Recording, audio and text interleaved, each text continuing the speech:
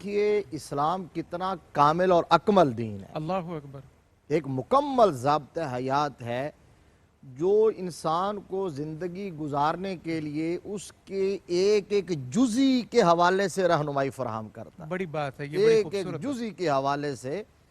اور اسلامی جو احکام ہیں قرآن پاک میں جن چیزوں کا بھی اللہ تبارک و تعالیٰ نے حکم دیا یا منع کیا، اس کے نتائج اور اثرات اتنے دور رس ہیں، کاش ہماری نگاہوں کے سامنے سے پردے ہٹ جائیں اور ہم ان کا صحیح ادراک کر سکیں۔ اللہ اکبر۔ اور میں سوچتا ہوں کہ اگر ہم پریکٹیکل مسلمان بن جائیں تو کائنات کی کوئی طاقت جو ہے وہ مسلمانوں کو دنیا میں جو ہے حکمرانی سے روک نہیں سکتی اور اسلام کا غلبہ ہو۔ اب اس میں ایک چھوٹا سا یہ ایک حکم ہے جس پر آج ہم بات کر رہے ہیں۔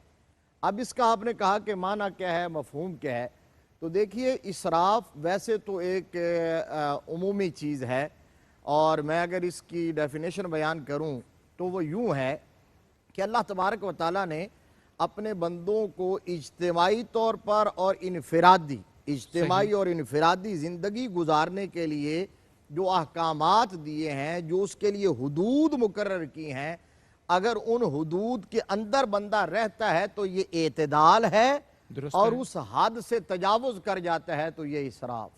یعنی بنیادی طور پر یہ حد سے تجاوز کرنا ہی کہلائے گا۔ راہ اعتدال سے ہٹ جانے کا نام اسراف ہے اپنے وسیع تر معنی و مفہوم میں۔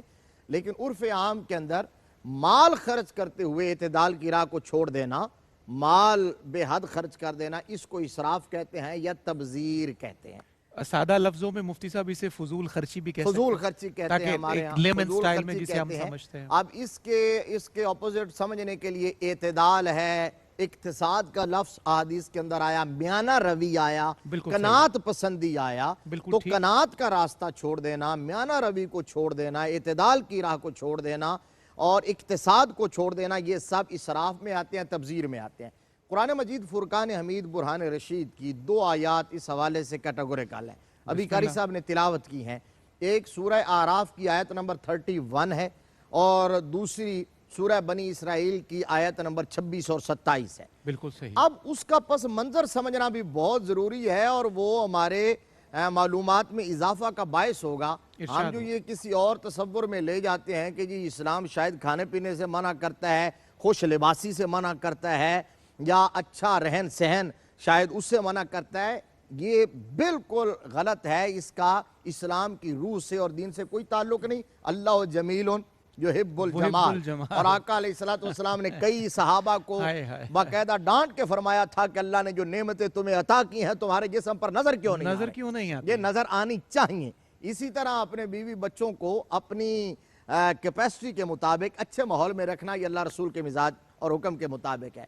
اب یہ جو آیا کریمہ ہے جو سورہ اعراف کی آیت نمبر 31 ہے، اس میں اللہ تبارک و تعالیٰ نے ارشاد فرمایا یا بنی آدم خذوا زینتکم عند کل مسجد وَكُلُوا وَاشْرَبُوا وَلَا تُسْرِفُوا إِنَّهُ لَا يُحِبُّ الْمُسْرِفِينَ۔ اے انسانوں، نماز پڑھتے ہوئے اپنی زینت کو اختیار کرو اور کھاؤ اور پیو، لیکن اسراف نہ کرو، کیونکہ اللہ اسراف کرنے والوں کو پسند نہیں کرتا۔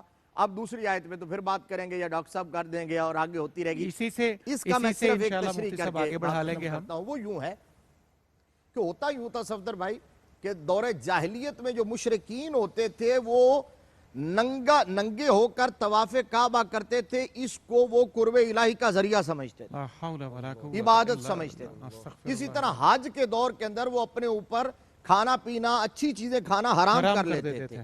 تو اللہ تبارک و تعالیٰ نے اس وقت یہ فرمایا کہ تمہاری عقل کہاں چلی گئی ہے؟ اللہ تبارک و تعالیٰ کا قرب حاصل کرنے کے لیے پہلی بات یہ خذوا زینتکم، لباس پہن کے آؤ، اور دوسرا کھانا پینا اپنے اوپر جو اللہ نے حلال کے حرام نہ کرو، کھاؤ پیو، لیکن اعتدال میں رہ کے حد سے تجاوز نہ کرو۔